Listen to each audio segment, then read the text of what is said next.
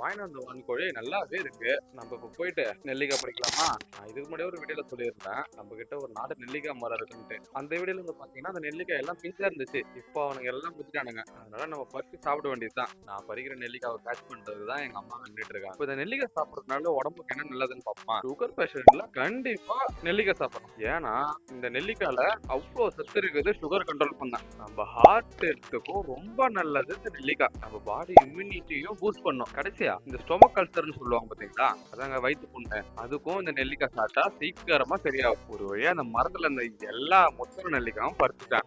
எல்லாருக்கும் அட்வைஸ் பண்ணிட்டு நான் சாப்பிட போறேன். எப்படி அதுவும் எந்த விதமான கெமிக்கலும் போடாம ஒரு மரத்துல இருந்து ஒரு பழத்தை பறிச்சு சாப்பிடுறதுல அவ்வளோ டேஸ்ட். எப்படி பார்த்தாலும் நம்ம மரத்துல இருந்து ஒரு 3ல இருந்து 4 கிலோ நெல்லிக்காய் பறிச்சிருப்பேன். நம்ம மட்டும் சாப்பிட்டா எப்படி? நம்ம வளர்க்குற ஆட்டுக்கும் 4 கொடுப்போம்னு சொல்லிட்டு எடுத்துட்டு போயிட்டான். இதுங்களும் பாருங்க நம்ம மனுஷங்களை மாதிரி நல்ல பொருளை கொடுத்தா சாப்பிட மாட்டேதுங்க. கடைசியா இவன் மட்டும் தான் சாப்பிட்டான். நீயே சாப்பிடுற எல்லாத்தையும் அவகிட்டே கொடுத்துட்டான். என்ன மத்தவங்க எதுங்க சாப்பிட மாட்டேதுங்க.